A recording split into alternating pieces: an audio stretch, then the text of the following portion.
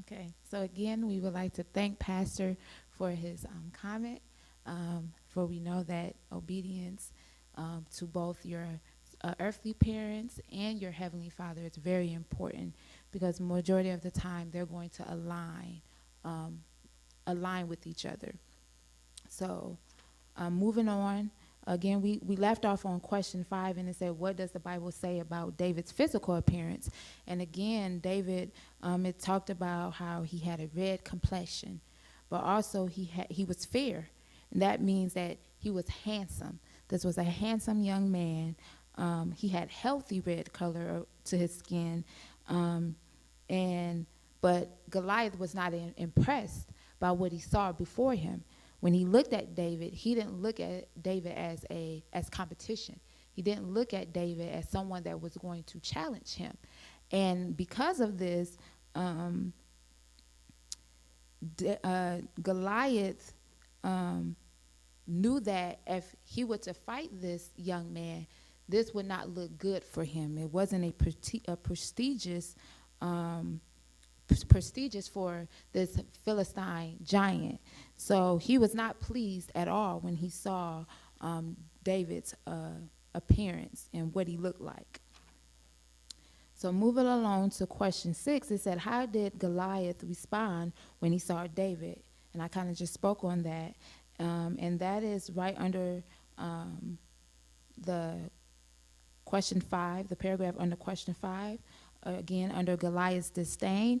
And it says, responding to what he saw before him, Goliath felt as though he were being treated like a dog, rather than the mighty warrior he was.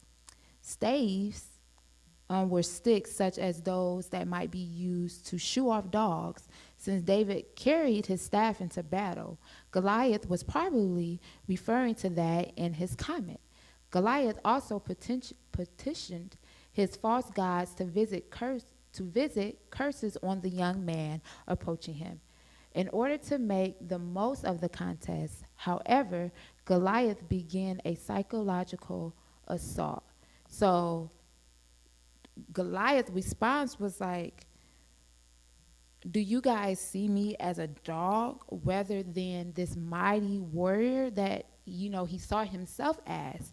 And so he was assaulted by, or probably appalled by what he saw again before him. And they said the reason why he felt this way because when David approached him, he had his staff, and the staff was, used to shoo off, dogs. So he implied that this is what this could possibly mean for him when he looked at what David was holding, what he looked at how David looked physically, that they didn't basically take him serious. It was almost a slap in the face for Goliath to see what was before him. But not only was he appalled, but he began to do a psychological assault against David, trying to get into his head. And the enemy would do that. The enemy, as we saw in last week's lesson with Saul allowed the enemy to get into his head. And the result of that, he had an act of disobedience against God. And so the enemy tried it again with David. I'm going to get in your head. I'm going to play with your mental mind, mentally, so that you would do something stupid. And that's going to help me kill you that much faster or destroy you that much faster. So he used and again it said his idol gods. Again, these idol gods keep showing up in our lesson. These idol gods. And so he started cursing him with these idol gods as the young man, which we know is David, approached him. And if we are familiar with idol gods, these are gods that are not God. These are idol gods that man has made and created, and now after they made and created them, they begin to serve those gods. And so this lesson, as we get further in, we're going to see this is the reason why God had to show up and do something, because it's these idol gods that are being a distraction unto his people. And so God is saying, I can't have any of this. I cannot have these idol gods coming in. And not only are you going to use these gods to mock me, you are trying to use these gods to destroy my people. And so these idol gods, I can't have this. So I have to do something about these idol gods that you guys are presenting, not only to my people, but also serving.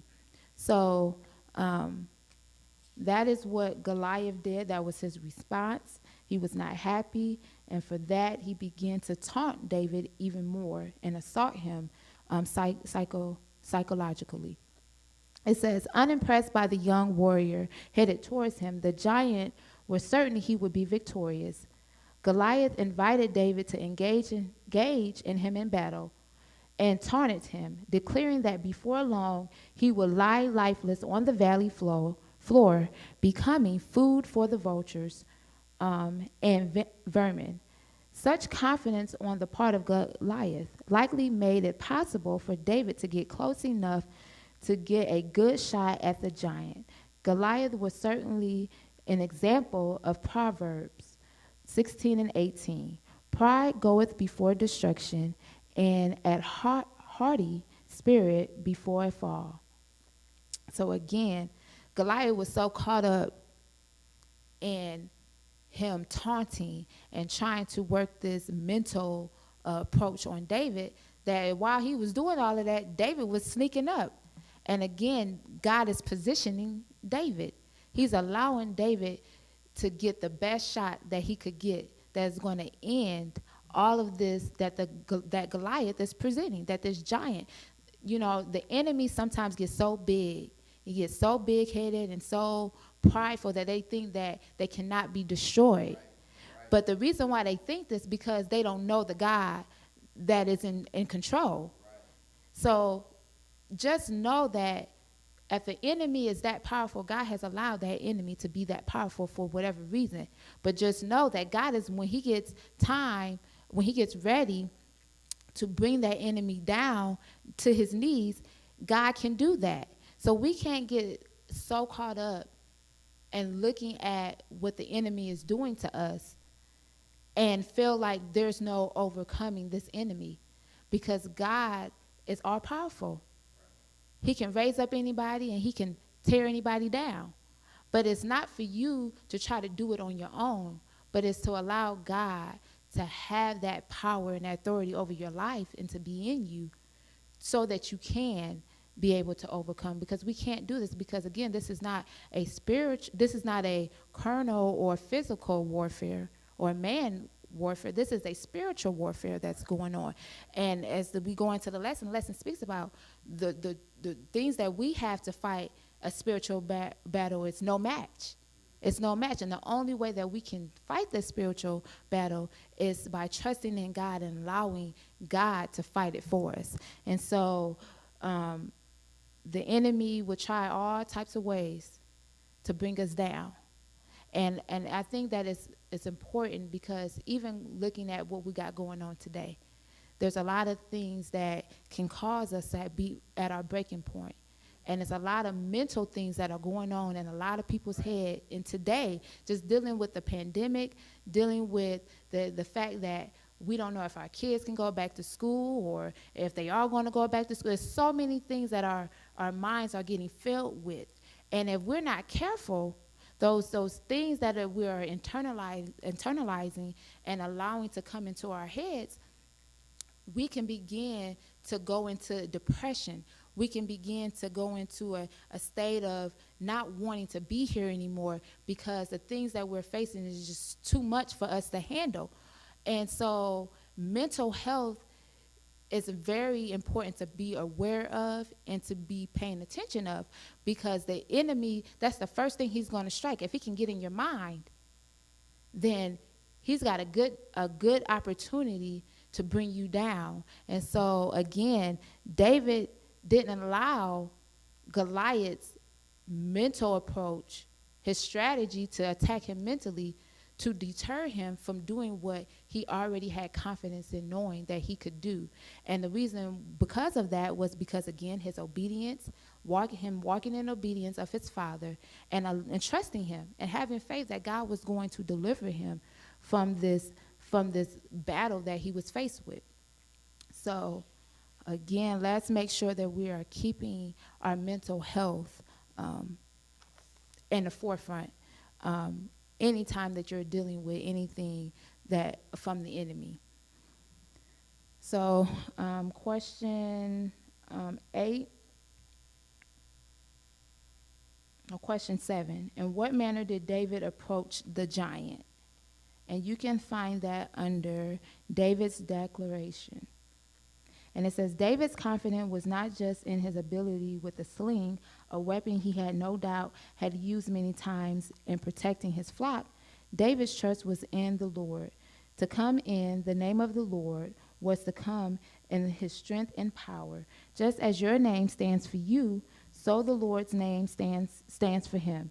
And in proclaiming the Lord's name, David was invoking God's promise to protect those who trust in him, a blessing that David considered a mighty armament in the face of Goliath's mere bronze and iron. So David, the question said, in what manner did David approach the giant? David approached this giant in trusting the Lord. He trusted the Lord. And so he went in the name of the Lord. He didn't go in the name of David. He went in the name of the Lord. And because he went in the name of the Lord, he was able to take on the power of the Lord and the strength of the Lord and carry that on with him to fight this battle. So that is important. I liked how in this particular section it talked about our names and how our names can speak for us. But most importantly, just as our name speaks for us, it speaks for the Lord as well. And so if we know who our Lord is, if we know who our God is, that's all we have to rely on, is knowing that our God is powerful. Our God is mighty. He's higher than any other. The song says, our God is stronger. Our God is powerful. Lord, you are higher than any other. So if we know that, if we stand on that alone, we can go into battles and face them knowing that we're going to overcome. And that's what David did. David trusted in the Lord, and he came in the Lord's name. And because of that, he was able to stand on the Lord's strength. He was able to stand on God's power. And so, and that's what carried him through this battle. This is what carried him from point A to point B to where he's at now, was standing on the Lord, knowing who God was, knowing, and not only knowing, but believing it. Sometimes we can know who God is, but not believe it. And so we can't just know, we got to believe. And in our belief, we got to have faith. We have to have faith in knowing that whatever God spoke, whatever God said, he's going to do it, because he is a God that does not lie, and he shall not lie. And that whatever he sets you up to do, you're going to accomplish it as long as you're walking in obedience. Right. But the moment that you turn away from God's obedience and begin to operate in disobedience, he can't help you then. He can only help you when you're walking in obedience. Now, he will bring you out if you repent and you come before him and confessing those sins. He will help you. But walking in obedience is the best way to get to your purpose, right, to fulfill your purpose, to do your duty, to do what God has called you to do. And David did that. David has done it from the beginning all the way up until this point. Okay. So question 9 or question 8. Why do you think David was so confident? Did we just do that one, confident of victory? Oh, no. So we are on question 8. Why do you think David was so confident of victory? And you can, again, find that under David's declaration. And that is under the 4th paragraph. It says, David's confidence in the Lord was so great that he knew he would be victorious over the giant that very day. While it is not stated, it is apparent that David's strong faith was the basis or bias of his confidence. As Jonathan said before in an earlier battle with the Philistine, it may be that the Lord will work for us, for there is no restraint to the Lord to save by many or by few. So the question again was, why do you think David was so confident of victory? And it stated that David's confidence was in the Lord. David's confidence in the Lord was so great that he knew he would be victorious over the giant that very day. He knew. And he knew this because he had faith in God. He had faith and he believed that God would deliver him and will help him to overcome this battle. It says, as we read down further, it says, Goliath assumed young David would be easy prey and had spoken confidently of what he would do to him. David responded in similar fashion. He declared that not only would he prevail, but he would also sever the head of the giant from his body.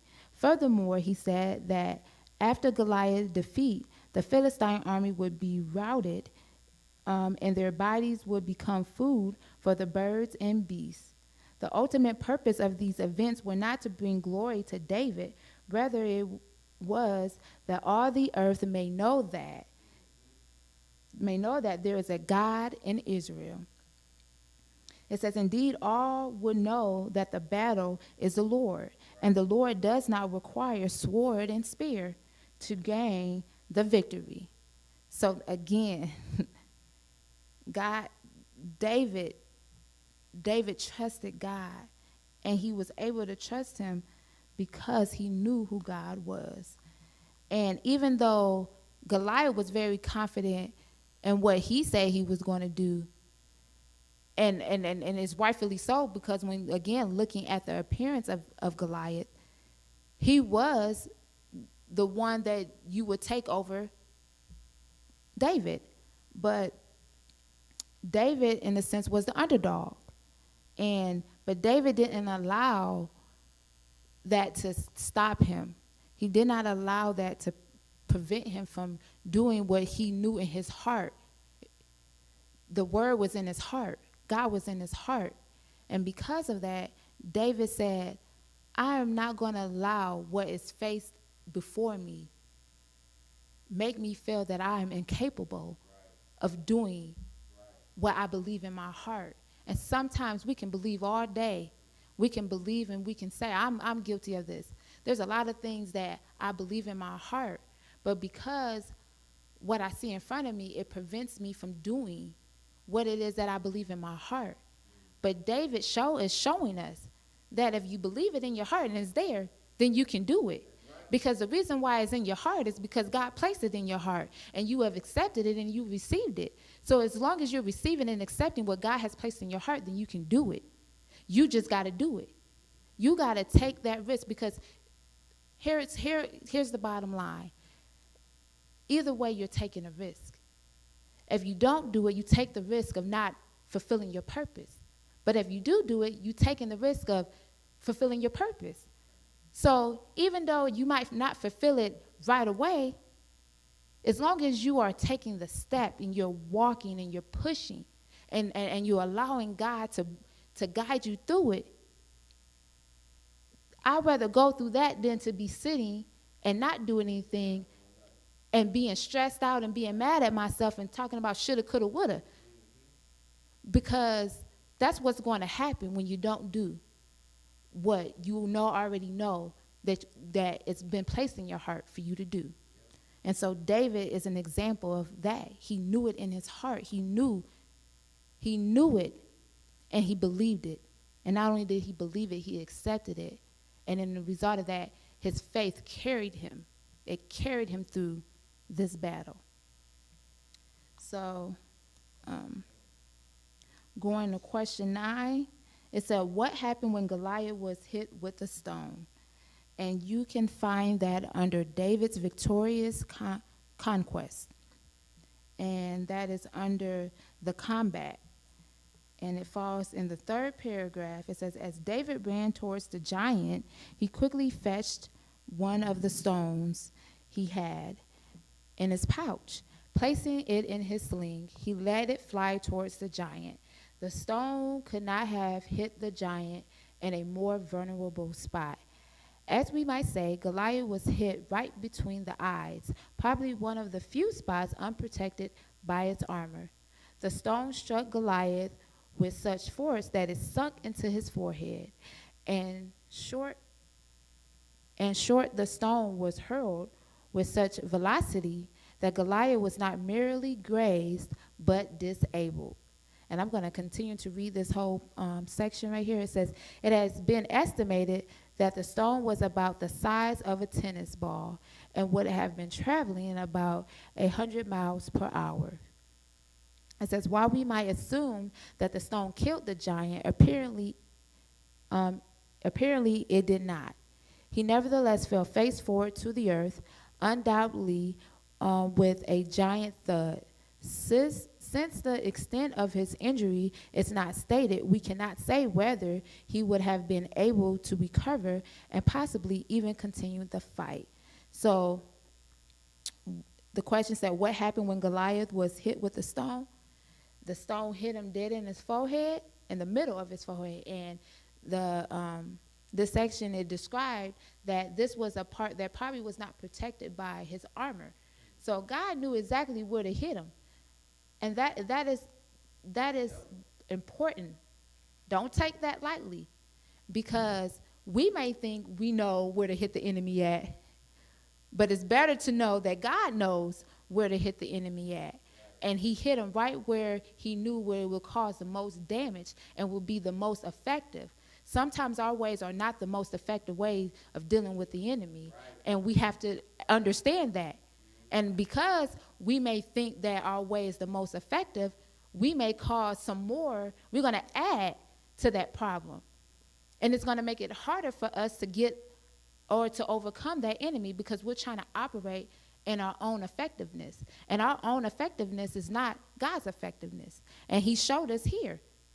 He knew exactly where to hit that, and he knew the right size. They said this stone was the size of a tennis ball. If you ever watched tennis and seen someone serve, like, well, I'll use Serena Williams as an example. When Serena serves a tennis ball, they're going at 90 to 100 miles per hour when they serve that ball. And I've seen people not being able to even return or serve when it's hit that hard. So imagine a sling, a rock, a smooth rock swirling in the air and then coming at you head on. It hit him dead in his head. But another thing that I like is that David faced this challenge head on. Right. He faced it head on. And because he faced it head on, it hit the target head on. Right. They said David didn't come into this all slow and timid. He came ready for battle. He came ready to attack. And while Goliath was sitting there, oh, I'm the mighty champion, I'm the mighty warrior, I got this. He all slow about it. He moving slow, he talking, and as he's being slow and talking, David is coming fast. And God allowed him to be in the right position at the right time in order to make his attack. And because of that, Goliath went down. And what I also found interesting here is when Goliath fell. They said he fell to his face to the ground. He didn't fall on his back. He didn't fall, but he fell face. To me, that shows me that God says you don't even have the right to even look up at me, even in your defeat, even in your downfall. He fell face on his belly, on his face.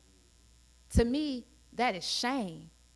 You're going to be shamed. If you come out of this thing alive, you're going to be shamed. Because here it is, little old David, the underdog, the one that they saw not likely to even defeat Goliath is now defeating Goliath. And so that to me represented a shame, of defeat, the ultimate defeat, to be laid out on your belly to your face to the ground. And so God is awesome. He is awesome. He is amazing. And to read further down, it says to read further down, or we're going to stop right there and just go into question 10. And it says, so coming into our last question for this lesson, it says, how did the Philistine army react to David's triumph over Goliath? And you can find that under the conclusion, and that is starting at the 3rd paragraph. It says, since their champion was dead, the Philistines made an immediate retreat, not letting this opportunity to slip away. Saul's army pursued them a great distance and was victorious over them. It said, and then it says, reading further down, David took the head of Goliath to Jerusalem, no doubt as a trophy for all to see. This was a victory not only for David, but also for the whole nation. So again, the question said, how did the Philistine army react to David's triumph over Goliath? And the Philistine army started to flee. Once they seen that their mighty warrior, the giant Goliath, had been defeated, they took off. But as they took off, Saul's army saw this as an opportunity to finish off the kill, to finish the defeat. And they went pursuing after the Philistine army, and again, they were victorious over this army. This lesson here is just a true testament for us to see that God is all-powerful. At the end, it said, David took the head of Goliath and he took it back to Jerusalem. And they said, it was could be for a trophy, but most importantly for all the nation to see and remember. And we know earlier in the text it said this purpose of this battle was for everyone to know that there was a God in Israel, to know that he is the all-powerful God and he is the true and living God. And so people were going to see, the whole nation was going to see that David, this was not David, but this was surely an act of God. It was God utilizing man to accomplish and fulfill his purpose, and that is to defeat the enemy. The enemy, again, comes to kill, steal, and destroy. It comes to cause chaos in our lives.